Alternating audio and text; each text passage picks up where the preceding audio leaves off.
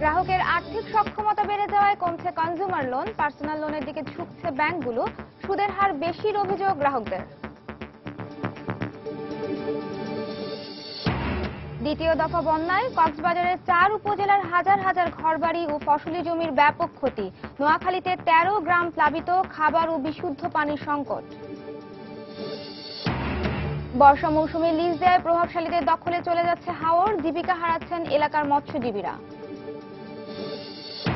এবং বিশ্ববাজারের সঙ্গে সমন্বয় করে জ্বালানি তেলের দাম কমেছে ভারতে, গণপরিবহন সহ অন্য খাতে ব্যয় কমায় জনজীবনের স্বস্তি।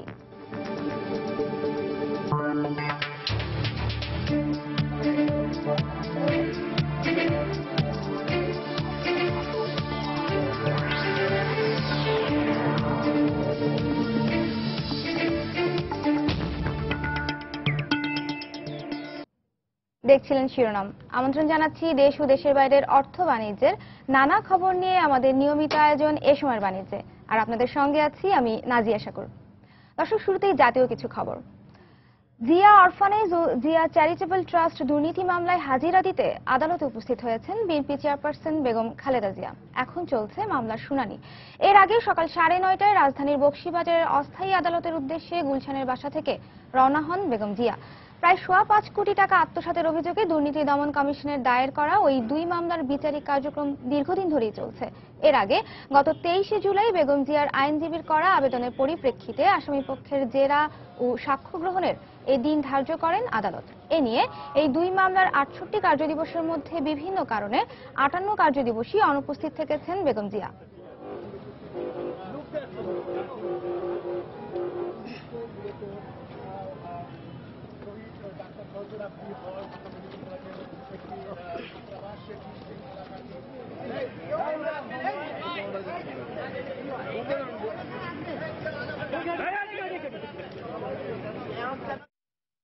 এই মুহূর্তে বকশীবাজারের বিশেষ আদালত প্রাঙ্গণে আছেন আমাদের রিপোর্টার সালাউদ্দিন সুমন। সরাসরি চলে যাচ্ছি তার কাছে। নাজিয়া, আপনি জেনে থাকবেন যে এই জিয়া অরফানেজ ট্রাস্ট এবং জিয়া চ্যারিটেবল ট্রাস্ট দুর্নীতি মামলার যে কার্যক্রম সেটি সকাল 10টায় শুরু হয়েছে এবং সকাল 10টায় এই আদালতে প্রবেশ করেছেন বিএনপি চেয়ারপারসন বেগম খালেদা জিয়া। এখন সেই আদালতের কার্যক্রম চলছে। আদালতের কার্যক্রমের শুরুতেই যেটি করা হয়েছে যে জিয়া অরফানেজ ট্রাস্টের মামলায় এর আগে যে সাক্ষ্য গ্রহণ করা হয়েছে বাদী হারুনুর রশিদের, দুদক কর্মকর্তার, সেই সাক্ষ্য গ্রহণের সময় অধিকাংশ দিনেই বিএনপি চেয়ারপারসন বেগম খালেদা জিয়া উপস্থিত ছিলেন না। এই মর্মে তার আইনজীবীরা আবেদন করেন যে যেহেতু বিএনপি চেয়ারপারসন সেই সাক্ষ্য গ্রহণের সময় ছিলেন না, সেহেতু সেই সাক্ষ্য গ্রহণ বাতিল করে নতুন করে সাক্ষ্য গ্রহণের আবেদন করেছেন উচ্চ আদালতে। উচ্চ আদালতে সেই বিষয়টি এখনো পেন্ডিং রয়েছে, অর্থাৎ বিচারাধীন রয়েছে। সেটি নিষ্পন্ন না হওয়া পর্যন্ত সেই মামলার সময় চেয়ে আবেদন করা হয়েছে। পাশাপাশি আজকে জিয়া চ্যারিটেবল ট্রাস্ট দুর্নীতি মামলায়, এই মামলায় হারুনুর রশিদকে জেরা করছেন বিএনপি চেয়ারপারসনের যে আইনজীবী রয়েছেন তারা জেরা করছেন। এখন সেই জেরা চলছে। এই জেরার পরেই দুপক্ষের আইনজীবীদের মধ্যে শুনানি হবে। শুনানির পরে আসলে আদালতের নির্দেশনা আসবে যে কি ধরনের নির্দেশনা আসে সেটি আমরা কিন্তু এখান থেকে জানাতে পারবো। এর আরেকটি বিষয় জানিয়ে রেখে আজকে আদালতের শুরুতেই বিচারক আবু আহমদ জমাদার গণমাধ্যমের দৃষ্টি আকর্ষণ করে কিছু কথা বলেছেন। তার মধ্যে তিনি বলেছেন এই আদালতের যে আগে যে কার্যক্রমগুলো হয়েছে সেই কার্যক্রমের সময় খুঁটিনাটি পুঙ্খানুপুঙ্খভাবে গণমাধ্যমে উঠে আসছে। এতে তিনি তার আদালতের পক্ষ থেকে বলেছেন যে হয়তো এখানে কোনো ইলেকট্রনিক ডিভাইস ব্যবহার করে সব কথোপকথন রেকর্ড করা হতে পারে, বা তিনি বলেছেন যে এই আদালত মনে করে না যে এখানকার কার্যক্রমের পুঙ্খানুপুঙ্খ বিবরণ গণমাধ্যমে আসা দরকার আছে, সেই ধরনের কিছু মনে করেন না। এই ধরনের কথা কিন্তু শুরুতেই তিনি বলেছেন। হয়তো এই ব্যাপারে আরো তিনি কথা বলতে পারেন, যদি কিছু বলেন সেটি কিন্তু আমরা জানিয়ে রাখতে পারি। আর বিষয়টি হচ্ছে যে এখানে কিন্তু বেগম খালেদা জিয়া আসবেন, সেই কারণে সকাল থেকে পর্যাপ্ত নিরাপত্তা ব্যবস্থা গ্রহণ করা হয়েছে। আশপাশে যত ভবন রয়েছে, উচ্চ ভবন, সেই ভবনের ছাদে পুলিশের টহল দেখতে পাচ্ছি এবং এখানে পুলিশ, র্যাব থেকে শুরু করে আইন শৃঙ্খলা রক্ষাকারী বাহিনীর যতগুলো ইউনিট রয়েছেন তাদের সকল সদস্যদেরই কিন্তু আমরা দেখছি গোয়েন্দা নজরদারি এখানে কিন্তু ব্যাপক রয়েছে। আর এই ছিল এখানকার মোটামুটি সর্বশেষ অবস্থা। আদালতের আজকের দিনের কার্যক্রম শেষে কি অবস্থা দাঁড়ায়, কি ধরনের নির্দেশনা আসে সেটি কিন্তু আমরা জানিয়ে দিব তখনই। নাজিয়া। দর্শক, দুর্নীতি মামলায় হাজিরা দিতে বকশীবাজার বিশেষ আদালতে উপস্থিত হয়েছেন বিএনপি চেয়ারপারসন বেগম খালেদা জিয়া। আর সে খবরই আমাদের সহকর্মী জানাচ্ছিলেন সালাউদ্দিন সুমন। গ্রাহকের আর্থিক সক্ষমতা বাড়ায় এবং চাহিদার ধরন বদলে যাওয়ায় কমে এসেছে কনজিউমার লোনের পরিমাণ। এ ঋণ লেনদেনে জটিলতার কারণে ব্যাংকগুলো এখন পার্সোনাল লোন কিংবা এনি পারপাস লোনেই গ্রাহকদেরকে বেশি উৎসাহিত করে। গত কয়েক বছরে এ ধরনের ঋণ থেকে ব্যাংকের আয়ও বেড়েছে। অবশ্য গ্রাহকদের অভিযোগ, পার্সোনাল লোনে সুদের হার অনেক বেশি। বিস্তারিত মুস্তাফা মাহবুবের রিপোর্টে। রঙিন টেলিভিশন, ফ্রিজ কিংবা গাড়ি কেনা অথবা সন্তানের উচ্চ শিক্ষার্থে অর্থ সংস্থানে একসময় সীমিত আয়ের মানুষ দ্বারস্থ হতেন ব্যাংকের। গ্রাহকের উপার্জন ক্ষমতা আর ঋণ পরিশোধের সক্ষমতা বিবেচনা করে নানা ধরনের কনজিউমার লোন দেওয়ার প্রচলন ছিল সরকারি বেসরকারি বাণিজ্যিক ব্যাংকগুলোর। কিন্তু সময়ের পরিক্রমায় মানুষের আয় বাড়ায় এবং চাহিদার ভিন্নতার কারণে এখন এ ধরনের ঋণের প্রয়োজনীয়তা কমে আসছে বলে মনে করে কেন্দ্রীয় ব্যাংক। ব্যাংকগুলো কনজিউমার লোন আকারে এখন না বলে তারা বলছে পার্সোনাল লোন। পণ্যের বিনিময়ে নেওয়াটা দেখাতে গিয়ে তাকে ফলস ডকুমেন্ট তৈরি করতে হয়, যেটা আসলে লেনদেনের জন্য সুবিধা না, ব্যাংকার কাস্টমার সম্পর্কের জন্য ঠিক না। তো ব্যাংকার যদি তাকে বিশ্বাস করে এবং ঋণ দেয় তো এনি পারপাসেই দিতে পারে। তবে গ্রাহক চাহিদা পূরণে ব্যাংকগুলো এখন যে কোনো প্রয়োজনেই লোন দিয়ে থাকে। তবে এ ধরনের ঋণে সুদের হার 11 থেকে 17% পর্যন্ত হওয়ায় এখনো অনেকেই প্রয়োজন থাকলেও ব্যাংকের দ্বারস্থ হতে উৎসাহ বোধ করেন না। আমি একটা 10 লাখ টাকার দরকার পড়লো অথবা মেবি 5 লাখ টাকার দরকার পড়লো, লোন নিলাম, নিয়ে এই টাকাটা আমি বিজনেস পারপাস অথবা আদার্স অন্য কোনো পারপাসে আমি এটা কাজে লাগাইতে পারি। আমি যদি 3-4 লাখ টাকা লোন নেই, 5-6 মাস পরে টাকাটা পুরোটাই শোধ করলাম, কিন্তু তারপরেও দেখা যাচ্ছে এখানে প্রায় 50-60 হাজার টাকা আমাকে ইন্টারেস্ট দিতে হচ্ছে। ব্যাংকাররা বলছেন টাকা ব্যয়ের ক্ষেত্রে বাধ্যবাধকতা না থাকায় এনি পারপাস লোন দিন দিন জনপ্রিয় হয়ে উঠছে। ব্যাংকগুলোর আয়ের বড় অংশ আসে এ ধরনের ক্ষুদ্র ঋণ এবং সার্ভিস চার্জ থেকে। ব্যাংকগুলো যেটা করেছে সেটা হচ্ছে যে একদম স্পেসিফিক পারপাসে না থেকে একটু ওপেন হয়েছে, যে আপনার যদি কোনো একটা পারপাস থাকে সেই টাকাটা ভেন্ডরকে না দিয়ে আপনাকেই দিচ্ছে। শুরুতে যখন ছিল তখন এই লোনটা 3 লাখ টাকা পর্যন্ত দেওয়া যেত, এখন যেটা 10 লাখ টাকা পর্যন্ত দেওয়া যাচ্ছে। সো অটোমেটিক্যালি আসলে বোঝা যায় যে ভলিউমটা অনেক বেড়েছে। এ ধরনের ঋণের ক্ষেত্রে ব্যাংকের ঝুঁকি বেশি থাকায় সুদের হারও অন্যান্য ঋণের তুলনায় বেশি বলে জানালেন ব্যাংক কর্মকর্তারা। আপনি যত জনের মধ্যে ছড়িয়ে দিবেন তত কিন্তু সম্ভাবনাটা কমে আসে। মুস্তাফা মাহবুব, সময় সংবাদ, ঢাকা। দ্বিতীয় দফা বন্যায় কক্সবাজার জেলার 4 উপজেলায় হাজার হাজার ঘরবাড়ি, ফসলি জমি, চিংড়ি ঘের ও মৎস্য খামার প্লাবিত হয়েছে। পাশাপাশি ব্যাপক ক্ষতি হয়েছে যোগাযোগ ব্যবস্থার।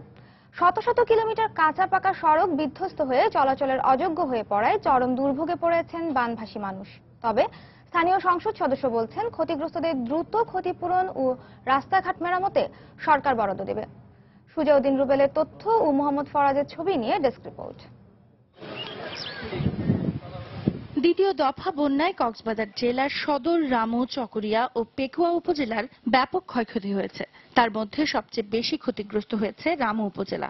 11টি ইউনিয়নের শতাধিক গ্রামের লক্ষাধিক মানুষ ঘরবাড়ি, গবাদি পশু, কৃষি ফসল ও মৎস্য খামার হারিয়ে এখন সর্বশান্ত। রোববার থেকে বৃষ্টিপাত না হওয়ায় আস্তে আস্তে কমছে পানি, সাথে সাথে ভেসে উঠছে বিধ্বস্ত ঘরবাড়ি, কৃষি ও যোগাযোগ অবকাঠামোর ক্ষতচিহ্ন। প্রায় 60-70টা ঘর ভাঙা গেছে, পানিতে নিয়ে গেছে। এমনকি 10-20টা ঘর এমনি তুকাইয়ে পাইতেছি না। ক্ষতি আবার পুষিয়ে উঠার সময় আবারও আমাদের বন্যায় কবলিত হয়েছে। আমরা 1 সপ্তাহ ধরে বিদ্যুৎ নেই, খুব চলাচলের অবস্থা খুব খারাপ হয়ে গেছে। খাইতে লইতে খুব কষ্ট, ফগরের টাকাও নাই। চিংড়ি প্রজেক্ট, পোল্ট্রি খামার এবং স্থানীয় পুকুরের সমস্ত মাছ চলে গেছে। ব্যাংকের লোকরা এসে অনেক ডিস্টার্ব করে, মানে ওরা কিস্তি নেওয়ার জন্য এখন দিতে পারতেছি না। এই অবস্থায় দ্রুত সময়ের মধ্যে ক্ষতিগ্রস্তদের পুনর্বাসন ও বেড়িবাঁধ এবং রাস্তাঘাট মেরামত করার দাবি জানালেন এর স্থানীয় জনপ্রতিনিধি। এই মুহূর্তে যদি এদের প্রতিকারগুলো না করা হয় তাহলে মানুষ আরো কষ্টে দিনাতিপাত করতে হবে। অবশ্য স্থানীয় সংসদ সদস্য জানালেন, ক্ষতিগ্রস্তদের দ্রুত ক্ষতিপূরণ ও রাস্তাঘাট মেরামতে বরাদ্দ দেবে সরকার। যাদের ঘরবাড়ি ভেঙে গেছে তাদেরকে উপযুক্ত ক্ষতিপূরণ দেওয়া হবে এবং আমরাও ব্যক্তিগত তরফ থেকে ঘরবাড়ি নির্মাণ এবং মানুষের এখনো শুকনো খাবার এবং রান্না করা খাবার আমরা সরবরাহ করে যাচ্ছি। প্রশাসনের পক্ষ থেকে বন্যায় ক্ষতির পরিমাণ নিরূপণ ও ক্ষতিগ্রস্তদের তালিকা তৈরির কাজ শেষ না হওয়ায় চরম দুশ্চিন্তায় রয়েছেন রামু উপজেলার 102টি গ্রামের লক্ষাধিক বন্যা কবলিত মানুষ। সময় সংবাদ, কক্সবাজার। ঘূর্ণিঝড় কোমেনের প্রভাবে অতিবর্ষণ ও পূর্ণিমার জোয়ারের পানিতে বেড়িবাঁধ ভেঙে প্লাবিত হয়েছে নোয়াখালীর কোম্পানিগঞ্জ ও দ্বীপ উপজেলা হাতিয়ার 13টি গ্রাম। এতে পানিবন্দী হয়ে পড়েছে কয়েকশো পরিবার। সরকারি ত্রাণ সহায়তা না থাকায় দুর্গত এলাকায় দেখা দিয়েছে খাবার ও বিশুদ্ধ পানির সংকট। অবশ্য দুর্গতদের সহায়তার পাশাপাশি উঁচু বেড়িবাঁধ নির্মাণ করে সমস্যা সমাধানের আশ্বাস দিয়েছে পানি উন্নয়ন বোর্ড। সাইফুল্লাহ কামরুলের পাঠানো তথ্য ও জামাল উদ্দিনের ছবি নিয়ে ডেস্ক রিপোর্ট।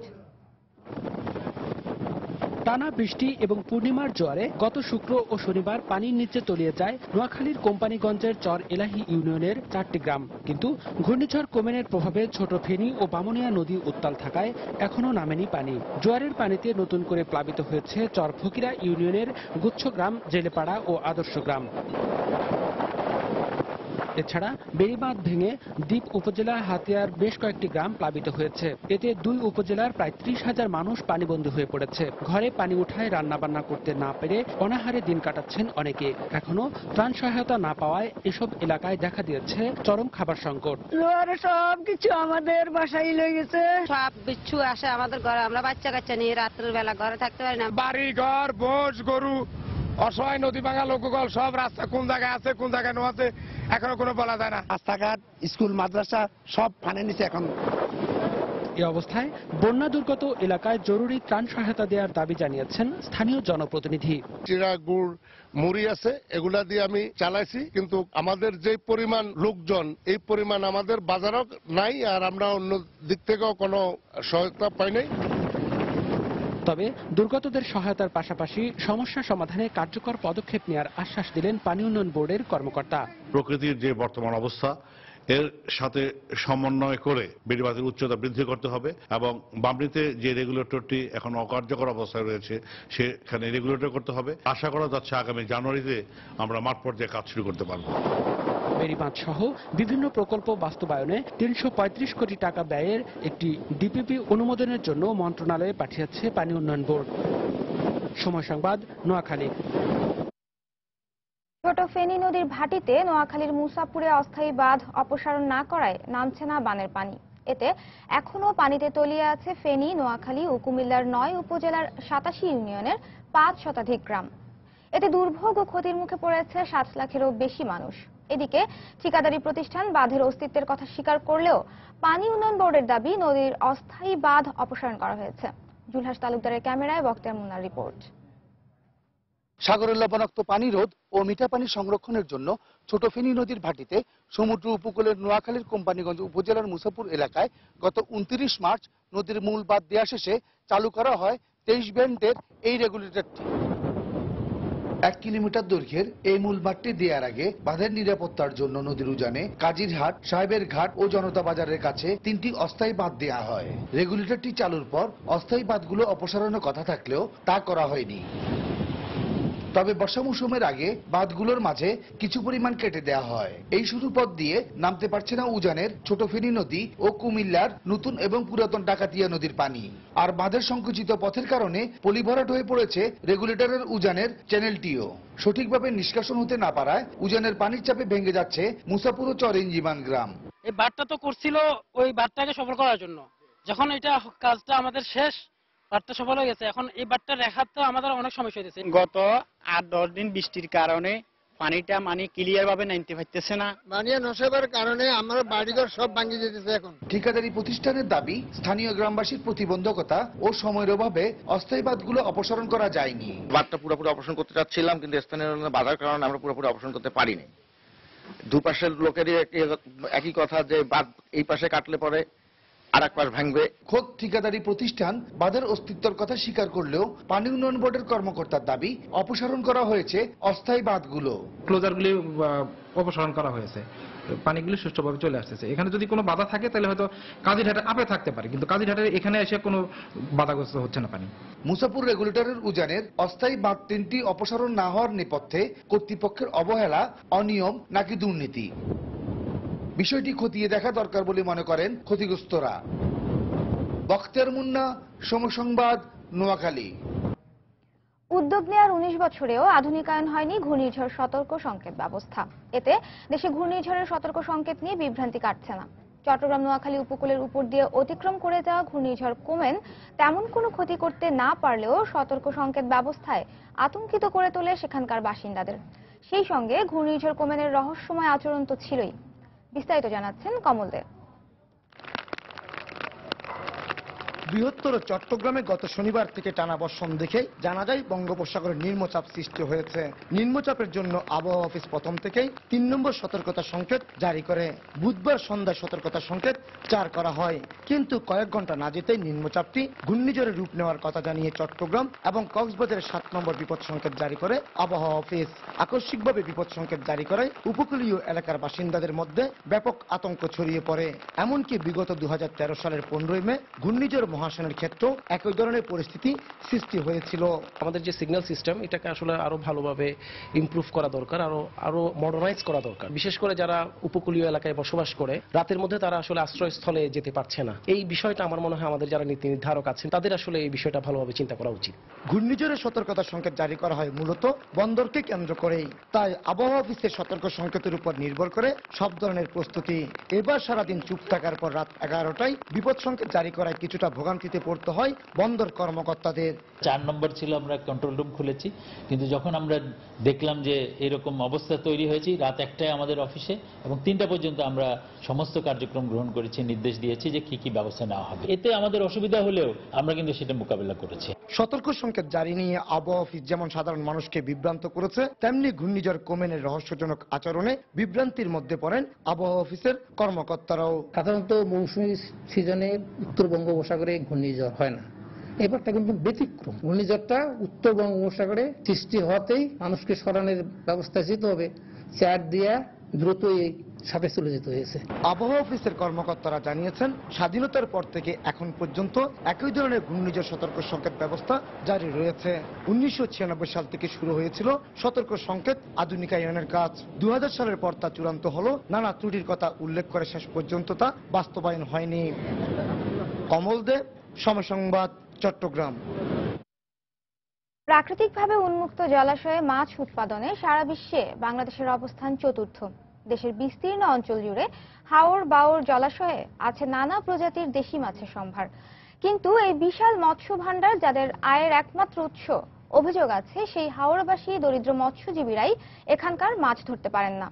বেশ কয়েক বছর ধরে বর্ষা মৌসুমে হাওর লিজ দেয়ায় এসব মাছের দখল চলে যায় প্রভাবশালীদের হাতে। হবিগঞ্জের হাওর অঞ্চল ঘুরে এসে মৎস্যজীবী হাওরবাসীর জীবনযাত্রার টানাপোড়েন তুলে ধরেছেন জাফর সাদিক। ক্যামেরায় ছিলেন খলিল রহমান। অপার প্রাকৃতিক সৌন্দর্যের মাঝে থেকেও নিরন্তর জীবন সংগ্রামে ছুটে চলেন হাওরবাসী। মাছ ধরা আর কৃষিকাজ হাওরবাসীর জীবিকার প্রধান মাধ্যম হলেও বেশ কয়েক বছর ধরেই মাছ ধরার সুযোগ কমে আসায় বিকল্প জীবিকার খোঁজে হন্যে হয়ে ঘুরছেন তারা। আমরা জাল বাইয়া খাইতাম যাই, যারা বিল লিজ নেয় এরা মানা করে জাল বাল লইয়া যা খামলা খাজলা দেই আর খাই। যদি লিস্টে বাদ হইতো আর জাল জুল বাইতাম আমরা শান্তি মতো চলতাম। অভিযোগ আছে, বিভিন্ন সময় সরকারি বেসরকারি উদ্যোগে হাওরে মাছের পোনা ছাড়া হলেও এর সুফল পান না হাওরবাসী, কিন্তু এ নিয়ে অনেকটাই নির্বিকার স্থানীয় প্রশাসন। সরকার যে বিভিন্ন সময় মাছ ছাড়ে, এই মাছ যদি আমরা মারতে পারতাম তাইলে তো আমরা জীবিকা নির্ভর, তো এই মাছ আমরা মারতে দেয় না। প্রভাবশালী মানুষজন উন্মুক্ত জলাশয় যেখানে স্রোতস্বিনী আছে সেখানেও বদ্ধ জলাশয় দেখিয়ে লিজ নিয়ে থাকেন, যেটা অবৈধ। লিজ না দিয়ে যদি গরিব জনসাধারণের জন্য উন্মুক্ত রাখা হতো তাহলে সরাসরি আইনগতভাবেই দরিদ্র জনসাধারণ এই মাছগুলোতে অ্যাক্সেস করতে পারত। সাধারণত লিজ দেওয়া হয় মৎস্য সমিতির অনুকূলে। প্রান্তিক জেলে যারা আছে তারা যদি ওই সমিতির বাইরে থাকে তাহলে কিন্তু তারা ওই লিজের প্রক্রিয়ার বাইরে কিন্তু চলে গেল। তাদের কল্যাণে যদি তাদের নেতৃত্ব কাজ না করে তাহলে এটাকে কতটুকু আমরা তাদেরকে ঠিক ওইভাবে ইয়ে করতে পারবো। তবে আশার কথা, হাওরবাসীর জীবনমান উন্নয়নে সরকারের পাশাপাশি সমন্বিত উন্নয়ন কর্মসূচি নিয়ে এগিয়ে এসেছে একটি বেসরকারি সংস্থা।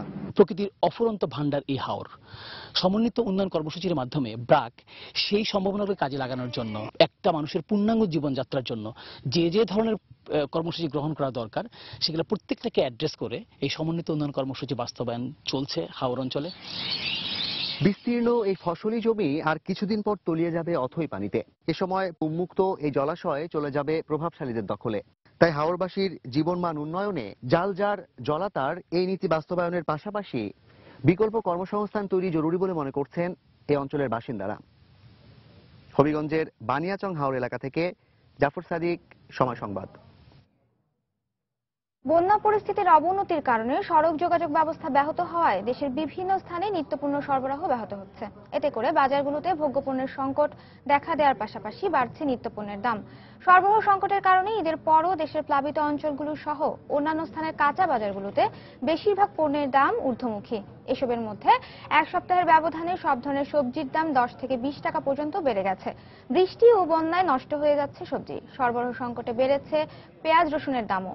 টানা বর্ষণের কারণে চট্টগ্রাম, সাতক্ষীরা, টাঙ্গাইল, ভোলা, নোয়াখালী, ফেনী, রাঙামাটি, কক্সবাজার সহ দেশের নিম্নাঞ্চলীয় জেলাগুলো প্লাবিত হয়েছে। বন্যার পানিতে ভেসে গেছে ঘেরের মাছ, নষ্ট হয়েছে বিপুল পরিমাণ ফসলি জমি।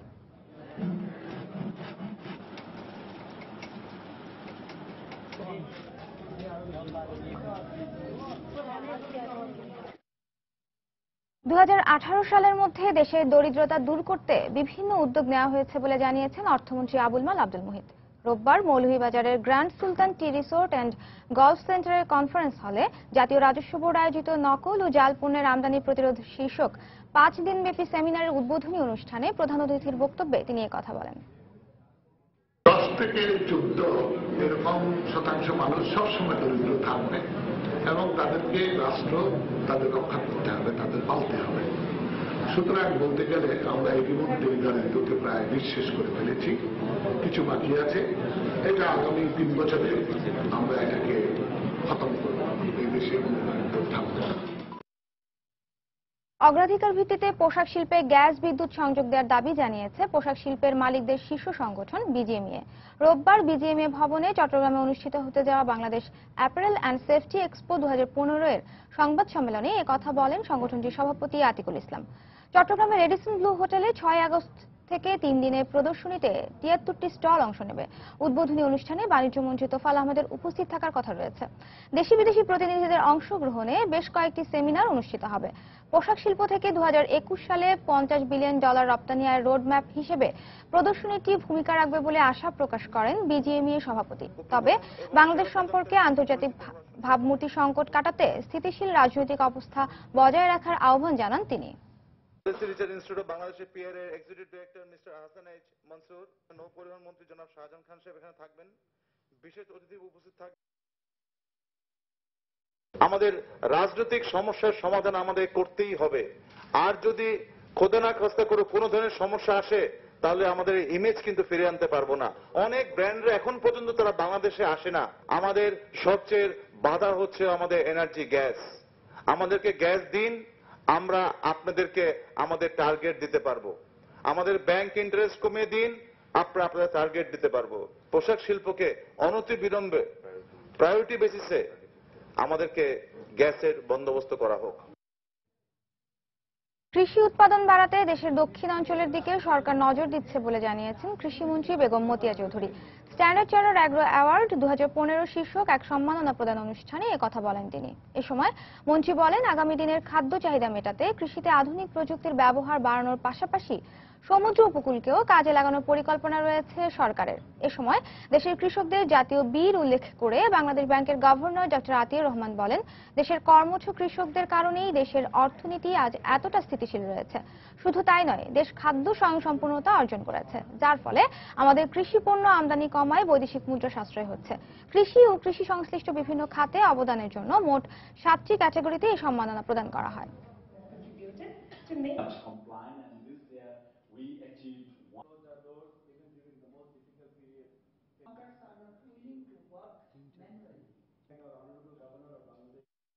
আমাদের কৃষকরাই আমাদের জাতীয় বীর, এবং এই জাতীয় বীরদের পাশে আমাদের বিজ্ঞানীদের, আমাদের ব্যাংকারদের আসলে পাশে দাঁড়াবার কথা। ফাইন্যান্সিয়াল ইনস্টিটিউশনগুলোর পক্ষ থেকে আমরা কৃষকদের পাশে গিয়ে দাঁড়িয়েছি, এবং বাংলাদেশের কৃষক এত ভালো কাজ করছেন বলেই বাংলাদেশের অর্থনীতিটা এত স্থিতিশীল আছে। যেহেতু আমাদের সমুদ্র সীমা নিয়ে এখন আর কোনো সেই ঝগড়া বিবাদ নাই, এটা নির্ধারিত। আরেকটি বাংলাদেশ, সে সমপরিমাণ জমি আমাদের সঙ্গে সংযোজিত হবে। দরকার উদ্যোগের, দরকার সেখানে পুঁজি বিনিয়োগের, দরকার সেখানে কারিগরি সেই ব্যবস্থার মাধ্যমে এই ল্যান্ড রিক্লামেশন। ইনশাআল্লাহ আমরা সেদিকেও যাব। এবারে দেশের বাইরের অর্থ বাণিজ্যের খবর। বিশ্ববাজারের সঙ্গে সমন্বয় করে জ্বালানি তেলের দাম কমিয়েছে ভারত সরকার। 1 আগস্ট থেকে ডিজেলের দাম কমানো হয়েছে লিটার প্রতি 3.6 রুপি, আর পেট্রোলের দাম কমানো হয়েছে 2.43 রুপি। এতে গণপরিবহন সহ অন্যান্য খাতে ব্যয় কমায় স্বস্তি ফিরেছে জনজীবনে। রফতানিকারকরা ছাড়া জ্বালানি তেলের দাম কমার সুফল ভোগ করছে প্রায় গোটা বিশ্ব। এবার সে তালিকায় যুক্ত হলো ভারতও, কারণ বিশ্ববাজারের সঙ্গে সমন্বয় করে ডিজেলের দাম 7.2% এবং পেট্রোলের দাম 3.6% কমিয়েছে ইন্ডিয়ান অয়েল কর্পোরেশন। এতে স্বস্তি প্রকাশ করে নয়াদিল্লি এবং মুম্বাইয়ের মতো অর্থনৈতিক অঞ্চলের গ্রাহকরা বলছেন, এতে কমে আসবে জীবনযাত্রার ব্যয়। आम आदमी के लिए बहुत अच्छी बात है। এটা আমাদের মতো সাধারণ মানুষের জন্য সুখবর যে জ্বালানি তেলের দাম কমেছে। এভাবে যদি পেট্রোল আর ডিজেলের দাম কমতে থাকে তাহলে আমাদের গণপরিবহন খরচ ও অন্যান্য ব্যয় অনেক কমে আসবে। रेट कम होने के बाद सभी पे असर उसका होना चाहिए। বর্তমানে দেশটিতে প্রতি লিটার পেট্রোল পাওয়া যাচ্ছে 64.61 রুপিতে। এতে করে অন্যান্য পণ্যের দামও ধীরে ধীরে কমে আসবে বলে আশা গ্রাহকদের। পেট্রোল কে দাম কম হয়ে জ্বালানি তেলের দাম কমায় চাহিদা বাড়বে। এটা সাধারণ মানুষের পাশাপাশি ব্যবসায়ীদের জন্য লাভজনক হবে। 4 दिन निकला करते थे। বর্তমানে খুচরা বাজারে জ্বালানি তেলের দাম নিয়ন্ত্রণ করছে ভারতের রাষ্ট্রায়ত্ত 3টি জ্বালানি কোম্পানি। ঈশিতা ব্রহ্ম, সময় সংবাদ। ম্যাগি নুডলস কেলেঙ্কারিতে ভাবমূর্তি সংকটে থাকা নেসলে ইন্ডিয়া এখন অন্যান্য ব্যবসার উপর গুরুত্ব দেওয়ার পরিকল্পনা করছে। কফি, দুগ্ধজাত পণ্য এবং কনফেকশনারি ব্যবসার উপর গুরুত্ব দেওয়ার পরিকল্পনা করছে প্রতিষ্ঠানটি। সম্প্রতি এ খবর নিশ্চিত করেছে নেসলে ইন্ডিয়ার ব্যবস্থাপনা পরিচালক সুরেশ নারায়ণ। সম্প্রতি সুইস ফুড জায়ান্টের ভারতীয় শাখায় তৈরি ম্যাগি নুডলসে মাত্রাতিরিক্ত সীসার উপস্থিতি শনাক্ত হওয়ার পর থেকে ভাবমূর্তি সংকটে পড়েছে প্রতিষ্ঠানটি। এরপর ভারতের বাজারগুলোতে ম্যাগি নুডলসের বিক্রি বন্ধ করে দেওয়া হয়েছে। তবে নেসলে ইন্ডিয়ার পক্ষ থেকে এই অভিযোগ বরাবরই অস্বীকার করা হচ্ছে। Best-selling product is now temporarily banned in New Delhi after reports some Maggi packets contain dangerous levels of lead. The customers are still coming and the noodles are still selling.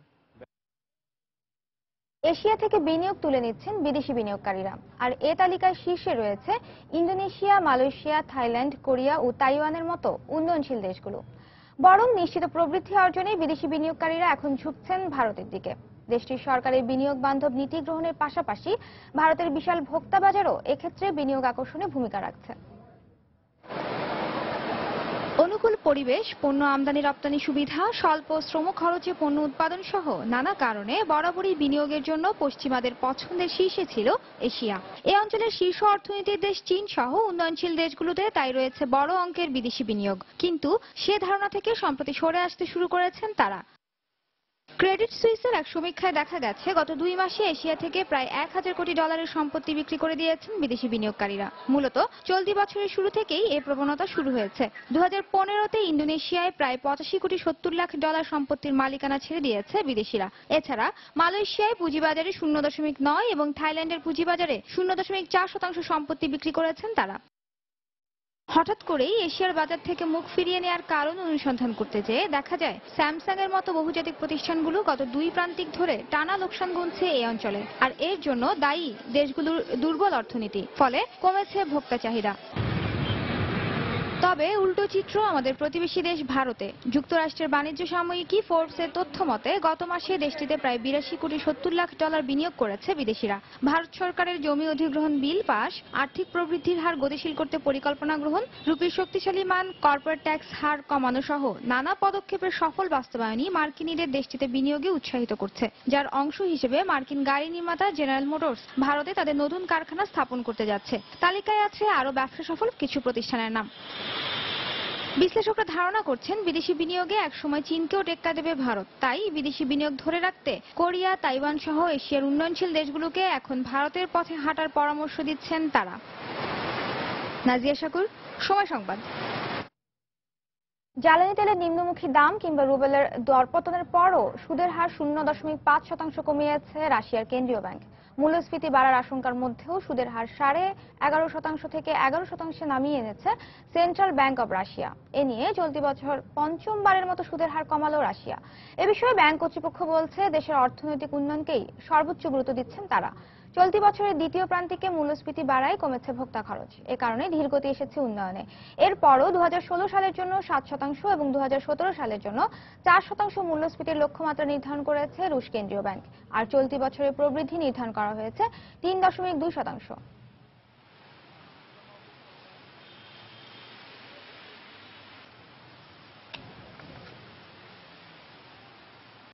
Its economy has slumped in recent months, and Russia's central bank has responded. It cut its key interest rate by 50 basis points to 11%. The bank says risks of the economy. ইউরোজোনের অর্থনীতির ধীরগতির মধ্যেই গতি ফিরতে শুরু করেছে স্পেনের অর্থনীতিতে। বছরের দ্বিতীয় প্রান্তিকে দেশটির আর্থিক কার্যক্রম সম্প্রসারিত হয়েছে 1%। চাঙা হয়ে উঠেছে দেশটির উৎপাদন ও আবাসন খাত। তবে নতুন কর্মসংস্থান সৃষ্টি হলেও 22% বেকারত্ব হার নিয়ে এদিক দিয়ে এখনো শীর্ষ পর্যায়ে স্পেন। একদিকে অর্থ সংকট আর ব্যয় সংকোচন নীতিতে বিপর্যস্ত গ্রিস, অন্যদিকে পুরো ইউরোজোনের মন্দার ধাক্কা সামাল দিয়ে ঘুরে দাঁড়াতে শুরু করা ব্রিটেন কিংবা স্পেন। ইউরোজোনের দেশ হলেও অর্থনৈতিক সহ সামগ্রিক প্রেক্ষাপট বিবেচনায় গ্রিস আর স্পেন যেন মুদ্রার এপিঠ ওপিঠ। কারণ মন্দা কাটিয়ে একে একে ঘুরে দাঁড়াচ্ছে স্পেন, ব্রিটেন, ফ্রান্স কিংবা জার্মানির মতো ইউরোজোনের শক্তিশালী অর্থনীতির দেশগুলো। চাঙা হয়ে উঠছে আর্থিক খাতগুলো। তাই তো বছরের প্রথম প্রান্তিকে স্পেনের প্রবৃদ্ধি হয়েছে 1%, যা গেল 8 বছরের মধ্যে সর্বোচ্চ। ইউরোপে বিনিয়োগের ব্যাপারে ধীরে ধীরে বিশ্বের বহুজাতিক কোম্পানিগুলো আস্থা ফিরে পেতে শুরু করেছে। চীনের মতো দেশকে বাদ দিয়ে কোম্পানিগুলো স্পেন এবং পর্তুগালের মতো দেশে ব্যবসায়িক কার্যক্রম সম্প্রসারণের কথা ভাবছে। এতেই বোঝা যায় ইউরোজোন এখন আর আগের মতো বেহাল দশায় নেই। তবে নতুন কর্মসংস্থান সৃষ্টির দিক দিয়ে এখনো পিছিয়ে স্পেন। বর্তমানে দেশটিতে বেকার সংখ্যা 50 লাখ, যা গোটা ইউরোজোনের মধ্যে সর্বোচ্চ। অনেকেই কম বেতনে করছেন খণ্ডকালীন চাকরি। স্প্যানিশদের ভোগান্তির কোনো শেষ নেই, কারণ একে তো চাকরি নেই, তার উপর বিভিন্ন খাতে গুনতে হচ্ছে অতিরিক্ত কর। বেকারত্ব নিয়ন্ত্রণে আনতে পারলে স্পেনের প্রবৃদ্ধি আরো বাড়বে বলে পূর্বাভাস বিশ্লেষকদের। চলতি বছর দেশটির প্রবৃদ্ধি 3.3% নির্ধারণ করেছে স্প্যানিশ সরকার। ঈশিতা ব্রহ্ম, সময় সংবাদ। এদিকে গেল জুনে ইতালিতে তরুণ বেকারত্বের হার পৌঁছেছে 44.2%, যা গেল 38 বছরের ইতিহাসে সর্বোচ্চ। এছাড়া বেড়েছে সামগ্রিক বেকারত্ব হারও। দেশটির পরিসংখ্যান ব্যুরোর তথ্য অনুযায়ী এর আগে 1977 সালে ইতালির বেকারত্ব হার এত বেশি ছিল। পরিসংখ্যানে দেখা গেছে জুনে দেশটিতে বেকার সংখ্যা অন্তত 2.22 লাখ, যা মে মাসের চেয়ে 1.7% বেশি। জুনে পুরো ইউরোপীয় ইউনিয়নের বেকারত্ব হার দাঁড়িয়েছে 1.7%। এছাড়া বর্তমানে দেশটির মোট ঋণের পরিমাণ 2.21 ট্রিলিয়ন ইউরো। তবে অর্থনৈতিক পুনর্গঠন কার্যক্রম হাতে নেয় দেশটির সরকারের দাবি শিগগিরই ইউরোজোনের তৃতীয় বৃহত্তম অর্থনীতির দেশের স্থানটি দখল করবে ইতালি। আর 2020 থেকে 30 সালের মধ্যে বিশ্বের তৃতীয় বৃহত্তম অর্থনীতির দেশ হবে ইতালি।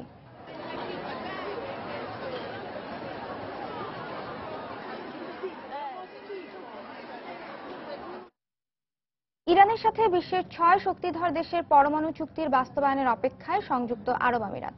চুক্তির বাস্তবায়ন হলে মধ্যপ্রাচ্যের দেশগুলোর মধ্যে সংযুক্ত আরব আমিরাত বাণিজ্যিকভাবে সবচেয়ে বেশি সুফল পাবে বলে মনে করছে ইউএই কর্তৃপক্ষ। পরমাণু ইস্যুতে নিষেধাজ্ঞা থাকায় বিশ্বের অনেক দেশের সাথেই এতদিন ইরানের টানাপোড়েন চলছিল। আর পরমাণু চুক্তির মধ্য দিয়ে এ অস্থিতিশীল সম্পর্কের অবসানের পাশাপাশি বিশ্বের জ্বালানির বাজারে আবারও প্রবেশ ঘটতে যাচ্ছে ইরানের। এ চুক্তি বিশ্ব অর্থনীতিতে ইতিবাচক প্রভাব ফেললেও একটি বিশেষজ্ঞ মহল মনে করছে এতে করে জ্বালানি তেলের দাম আরও কমে আসবে, যা ক্ষতিগ্রস্ত করবে গালফভুক্ত দেশগুলোকে। কিন্তু এ ব্যাপারে সম্পূর্ণ ভিন্ন মত সংযুক্ত আরব আমিরাতের। আরব আমিরাতের ব্যবসায়ী মহলের দাবি, এ বাণিজ্য চুক্তির মধ্য দিয়ে সবচেয়ে বেশি সুফল পাবে ইউএই। এখন তো ইরানে সংযুক্ত আরব আমিরাতের পণ্য কম দেখা যায়, কিন্তু চুক্তির বাস্তবায়ন হলে এখানকার হালাল খাবারের অন্যতম আমদানিকারক দেশ হবে ইরান। বর্তমানে জ্বালানি তেল ছাড়া অনেক পণ্যই ইরানে রফতানি করে সংযুক্ত আরব আমিরাত। ব্যবসায়িকভাবে ইরানের সাথে জড়িত ইউএইর অন্তত 10,000 কোম্পানি। ইরানের আর্থিক লেনদেনের উপর থেকে সব ধরনের নিষেধাজ্ঞা তুলে নিলে বাণিজ্যিক সম্পর্ক আরো সম্প্রসারিত হবে বলে আশাবাদ বিশ্লেষকদের। এই চুক্তির মধ্য দিয়ে ইরান কিংবা সংযুক্ত আরব আমিরাত দুই দেশই লাভবান হবে, এতে কোনো সন্দেহ নেই। তবে এর জন্য ইরানের আর্থিক লেনদেনের উপর থেকে সব ধরনের নিষেধাজ্ঞা তুলে নেওয়া জরুরি। ইরানের সাথে যোগাযোগ ব্যবস্থা সহজ করতে নতুন কয়েকটি বিমানের রুট চালুর পরিকল্পনা করছে সংযুক্ত আরব আমিরাত। এই উদ্যোগ ইরান এবং ইউএইর পর্যটন ব্যবস্থাকে সমৃদ্ধ করবে বলেও মনে করছে সংযুক্ত আরব আমিরাত কর্তৃপক্ষ। ঈশিতা ব্রহ্ম, সময় সংবাদ। দর্শক, এবারে জানিয়ে দেব ঢাকা স্টক এক্সচেঞ্জের লেনদেন পরিস্থিতি। আমরা চলে যাচ্ছি ডিএসসি ওয়েবসাইট dscbd.org তে। দর্শক, আমরা দেখতে পাচ্ছি গতকাল সূচকের চাঙাভাবে যে ধারাবাহিকতা ছিল, আজও সেই ধারাবাহিকতার মধ্য দিয়ে লেনদেন চলছে ডিএসসিতে। ডিএসসিএক্স সাধারণ সূচক এই মুহূর্তে 38 পয়েন্ট বেড়ে রয়েছে 4840 পয়েন্টে। সরিয়া ভিত্তিক প্রতিষ্ঠানগুলোর শেয়ারের সূচক ডিএসসিএস 9 পয়েন্ট বেড়ে দাঁড়িয়েছে 1201 পয়েন্টে এবং বাছাই সূচক ডিএস30 11 পয়েন্ট বেড়ে দাঁড়িয়েছে 1897 পয়েন্টে। এখন পর্যন্ত ডিএসসিতে লেনদেন হয়েছে 266 কোটি টাকার শেয়ার এবং লেনদেনে অংশ নেওয়া প্রতিষ্ঠানগুলোর মধ্যে দাম বেড়েছে 187টির, কমেছে 68টির এবং অপরিবর্তিত রয়েছে 44টি প্রতিষ্ঠানের শেয়ারের দর। দর্শক, এ পর্যায়ে আমরা জানিয়ে দেব টপ 20 শেয়ারের তালিকায় থাকা প্রতিষ্ঠানগুলোর অবস্থা।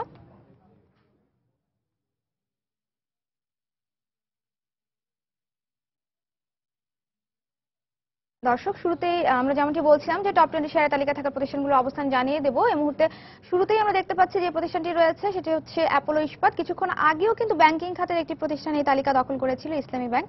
এই মুহূর্তে ইসলামী ব্যাংকের অবস্থান দ্বিতীয় অবস্থানে রয়েছে। অ্যাপোলো ইস্পাত লাস্ট ট্রেডিং প্রাইস আমরা দেখতে পাচ্ছি 22 টাকা 80 পয়সা এবং তারপরে রয়েছে ইসলামী ব্যাংক, যার লাস্ট ট্রেডিং প্রাইস আমরা দেখতে পাচ্ছি 26 টাকা 40 পয়সা, যা গতদিন ছিল 24 টাকা। তিতাস গ্যাস রয়েছে এই তালিকার তৃতীয় অবস্থানে। এই প্রতিষ্ঠানটির শেয়ারের সর্বশেষ দাম এখন পর্যন্ত 76 টাকা 30 পয়সা, যা গতদিন ছিল 73 টাকা 80 পয়সা। বেক্সিমকো ফার্মা রয়েছে চতুর্থ অবস্থানে। প্রতিষ্ঠানটির সর্বশেষ দাম আমরা দেখতে পাচ্ছি 71 টাকা 80 পয়সা, যা গতদিন ছিল 71 টাকা 20 পয়সা। টপ 20 শেয়ারের তালিকায় থাকা পঞ্চম অবস্থানে থাকা প্রতিষ্ঠানটি হচ্ছে Beximco Pharma. Beximco farmer last trading price 71 টাকা 80 পয়সা। যমুনা অয়েল রয়েছে পঞ্চম অবস্থানে। পঞ্চম অবস্থানে থাকা প্রতিষ্ঠানটির সর্বশেষ দাম দেখতে পাচ্ছি 212 টাকা 30 পয়সা। ষষ্ঠ অবস্থানে রয়েছে বিডি ওয়েল্ডিং। সপ্তম অবস্থানে থাকা প্রতিষ্ঠানটি হচ্ছে স্কয়ার ফার্মাসিউটিক্যালস, যার লাস্ট ট্রেডিং প্রাইস 269 টাকা 60 পয়সা। গতদিন প্রতিষ্ঠানটির সর্বশেষ দাম ছিল 269 টাকা 60 পয়সা। শাসা ডেনিমস রয়েছে অষ্টম অবস্থানে। প্রতিষ্ঠানটির সর্বশেষ দাম আমরা দেখতে পাচ্ছি 46 টাকা 80 পয়সা, যা গতদিন ছিল 48 টাকা। নাভানা সিএনজি রয়েছে নবম অবস্থানে। এই প্রতিষ্ঠানটির লাস্ট ট্রেডিং প্রাইস আমরা দেখতে পাচ্ছি 62 টাকা 20 পয়সা। লাফার্জ সুরমা রয়েছে দশম অবস্থানে। বেক্সিমকো অয়েল রয়েছে 11তম অবস্থানে এবং United power generation and distribution এই প্রতিষ্ঠানটি টপ 20 শেয়ার তালিকার 12তম অবস্থানে রয়েছে। অলিম্পিক অ্যাক্সেসরিজ রয়েছে 13তম অবস্থানে, যার লাস্ট ট্রেডিং প্রাইস 63 টাকা 90 পয়সা, যা গতদিন ছিল 64 টাকা 10 পয়সা। ইমার্ল্ড অয়েল রয়েছে 14তম অবস্থানে। টপ 20 শেয়ার তালিকার 15তম অবস্থানে রয়েছে বিএসআরএম স্টিল, যার লাস্ট ট্রেডিং প্রাইস 89 টাকা 40 পয়সা, যা গতদিন ছিল 87 টাকা 80 পয়সা। এসপিসিএল রয়েছে 16তম অবস্থানে। সাজিবাজার পাওয়ার, যার লাস্ট ট্রেডিং প্রাইস আমরা দেখতে পাচ্ছি 186 টাকা 80 পয়সা। বিএসআরএম লিমিটেড রয়েছে 17তম অবস্থানে। খুলনা পাওয়ার রয়েছে 18তম অবস্থানে। 19তম অবস্থানে থাকা প্রতিষ্ঠানটি হচ্ছে ফুয়াং ফুড, যার লাস্ট ট্রেডিং প্রাইস আমরা দেখতে পাচ্ছি 23 টাকা, যা গতদিন ছিল 22 টাকা 30 পয়সা। মেঘনা পেট্রোলিয়াম এই তালিকার সর্বশেষ প্রতিষ্ঠান, যার লাস্ট ট্রেডিং প্রাইস আমরা দেখতে পাচ্ছি 210 টাকা 30 পয়সা, যা গতদিন ছিল 204 টাকা। দর্শক, এই পর্যায়ে আমরা সূচকের অবস্থা একটু দেখে নিচ্ছি। আমরা কিছুক্ষণ আগেই দেখতে পাচ্ছিলাম যে সূচকের চাঙাভাবের মধ্য দিয়ে কিন্তু ডিএসসিতে লেনদেন শুরু হয়েছে। এই মুহূর্তেও তাই রয়েছে ডিএসসিতে। ডিএসসিএক্স 37 পয়েন্ট বেড়ে 4839 পয়েন্ট রয়েছে এবং ডিএসসিএস 9 পয়েন্ট, কিছুক্ষণ আগে আমরা দেখছিলাম 9 পয়েন্টই ছিল, 1201 পয়েন্ট রয়েছে। এই মুহূর্তে ডিএস30 11 পয়েন্ট বেড়ে রয়েছে 1897 পয়েন্ট। এখন পর্যন্ত লেনদেন হয়েছে 280 কোটি টাকার শেয়ার এবং এখন পর্যন্ত লেনদেনে অংশ নেওয়া প্রতিষ্ঠানগুলোর মধ্যে দাম বেড়েছে 188টির, কমেছে 75টির এবং অপরিবর্তিত রয়েছে 39টি প্রতিষ্ঠানের শেয়ারের দর। দর্শক, এই ছিল আমার কাছে থাকা শেয়ার বাজারের সর্বশেষ খবর। আবারও জানিয়ে দিচ্ছি এই সময় বাণিজ্যের শিরোনামগুলো। গ্রাহকের আর্থিক সক্ষমতা বেড়ে যায়, কমছে কনজিউমার লোন। পার্সোনাল লোনের দিকে ঝুঁকছে ব্যাংকগুলো, সুদের হার বেশির অভিযোগ গ্রাহকদের। দ্বিতীয় দফা বন্যায় কক্সবাজারের 4 উপজেলার হাজার হাজার ঘরবাড়ি ও ফসলি জমির ব্যাপক ক্ষতি। নোয়াখালীতে 13 গ্রাম প্লাবিত, খাবার ও বিশুদ্ধ পানির সংকট। বর্ষা মৌসুমে লিজ দেয়, প্রভাবশালীদের দখলে চলে যাচ্ছে হাওর, জীবিকা হারাচ্ছেন এলাকার মৎস্যজীবীরা। এবং বিশ্ববাজারের সঙ্গে সমন্বয় করে জ্বালানি তেলের দাম কমেছে ভারতে, গণপরিবহন সহ অন্য খাতে ব্যয় কমায় জনজীবনের স্বস্তি। এই ছিল এই সময়ের বাণিজ্যে। যে কোনো খবর পেতে ভিজিট করুন সময়নিউজ.tv। সঙ্গে থাকুন সময়ের।